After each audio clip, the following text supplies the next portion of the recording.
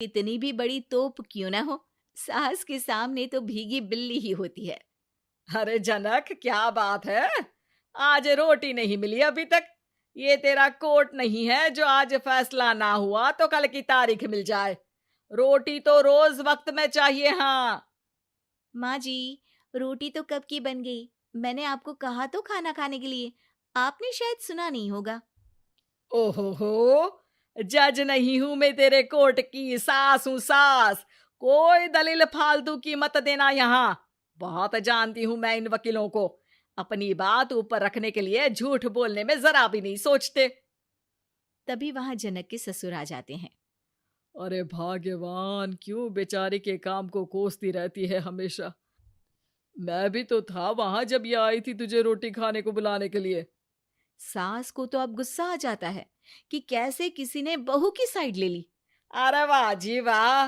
वो तो मैं जानती थी कि कोई ना कोई गवाह तो ये पेश कर ही देगी। पर मैं तो अब सीधा खाना खाकर सोने जाऊंगी। मुझे आदत नहीं है किसी से बहसा बहसी करने की।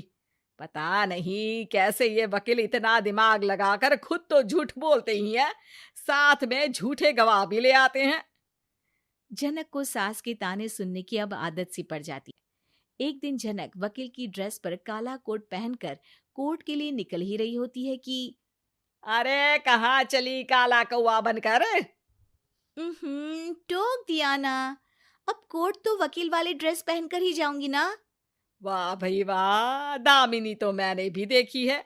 सन्नी पाजी ने ऐसा ही कोट पहना था और कहा था कि तारीख पर तारीख, तारीख पर तारीख।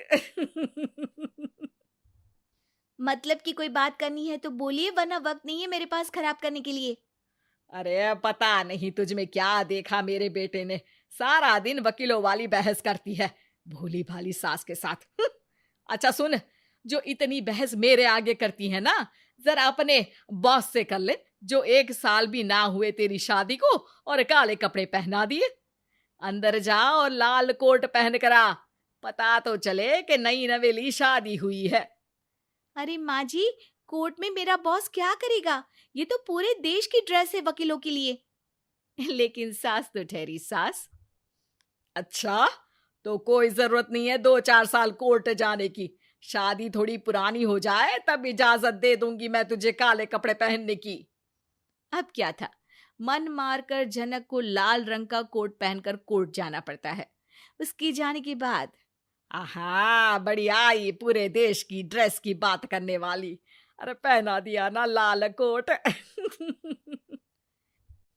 अब सास आए दिन या तो जनक को उसके काम का ताना देती या फिर उसका काम छुड़वा देने की धमकी।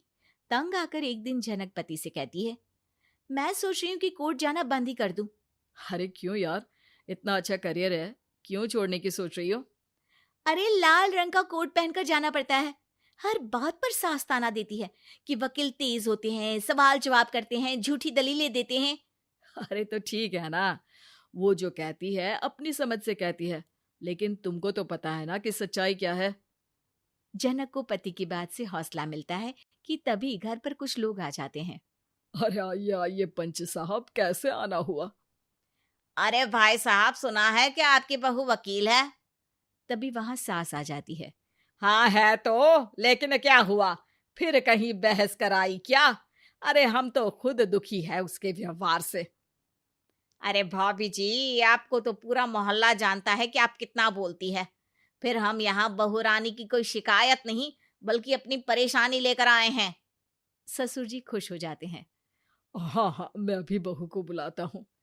जनक वहां आती है, सबको नमस्ते करके बैठ जाती है। बहू रानी, हमारे गांव में बड़ी मुसीबत आ गई है। अब तो पूरे गांव की जिम्मेदारी मानो तुम्हारे कंधों पर है। अरे ना ना, इससे तो घर की जिम्मेदारी पूरी नहीं होती, ये गांव की जिम्मेदारी क्या लेगी? भाभी जी, आप चुप हो जाओ। यहाँ पढ़े लिखे लोगों की बात हो रही है। आप जाओ, जरा रसोई से सबके लिए चाय लेकर आओ। मैं कॉफी लूंगी। हाँ हाँ, वकील साहिबा के लिए कॉफी। सास सर पैर सब पटक कर वहां से निकल जाती है। बहू, गांव में पानी नहीं आ रहा है। पड़ोसी राज्य ने हमारा पानी रोक रखा है। इसका मामला तो बड़े कोर्ट में चलेगा पंच जी। लेकिन ऐसा क्यों? वो राज्य हम लोगों से पानी के पैसे मांग रहा है। अब आधे गांव में पानी की सप्लाई खत्म हो गई है बहू रानी। अच्छा पंच साहब, बात गांव की है तो मैं जरूर केस लड़ूंगी। यहाँ एक बार फिर सास की एंट्री हो जाती है।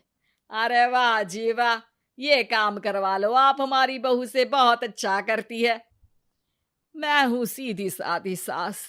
इस लड़की ने कैसे लड़ लड़ कर मुझे साइड कर रखा है, ये तो अब आपको पता चल ही जाएगा। अरे भाभी जी, आपकी आवाज तो पूरे गांव को सुनाई पड़ती है जब आप बहू रानी को सुंदर वचन सुना रही होती हैं। अरे वकील बहू मिली है, फक्र करो फक्र। हाँ जी हाँ, सारी फकर तो हम लोग ही करें। खैर, अब जो केस लड़ेगी और पानी गांव में आ जाता है तो पंच साहब लिख कर देना होगा कि हैंड पाइप में सबसे पहले मेरी बाल्टी और घड़ा भरेगा। अरे फिर तो हम बहू रानी के नाम पर घर पर ही सप्लाई दे देंगे, लेकिन ये इतना आसान नहीं है। बहू, गांव के पास अभी वकील करने की भी पैसे नहीं है तो।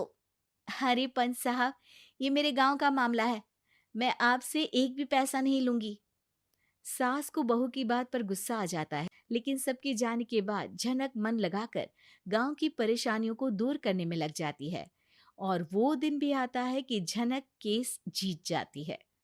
अरे आज तो प्लम्बर आकर घर तक पाइप लगा गया है। खुश हो जाओ, मेरे कारण तुम लोगों को घर के अंदर ही पानी मिल